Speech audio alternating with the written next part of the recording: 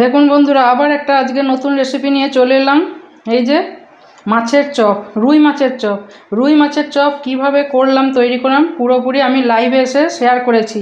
তো এই রেসিপি যদি পছন্দ হয়ে থাকে আপনাদের কারোর মধ্যে, তাহলে আমার লাইভে যে রেসিপি দেখিয়েছি, শেয়ার করেছি, সেই রেসিপিটি দেখে নেবেন। আর এই যে এখনও শেষ হয়নি, রান্নাঘর থেকে, কিচেন থেকে আমি এখনও বেরোইনি। এই যে ব্রেড ক্রাম্ব, এদিকে ডিমের গোলা রেখেছি, এখনও সব পড়ে আছে। এই যে কড়াইয়ে তেলও রাখা আছে। নতুন যদি কেউ এসে থাকেন টুলটুল চ্যাটার্জি চ্যানেলে, তাহলে যেন অতি অবশ্যই সাবস্ক্রাইব করবেন। রেসিপি যদি ভালো লেগে থাকে তাহলে লাইক করবেন, আর যত পারবেন শেয়ার করবেন, আর এইভাবেই পাশে থাকবেন। আর এই যে দু রকমের ডিজাইন করে দেখিয়েছি মাছের চপ, রুই মাছের চপ। আর এই যে কাসুন্দি রেখেছি, কাসুন্দির সাথে খাওয়া হবে।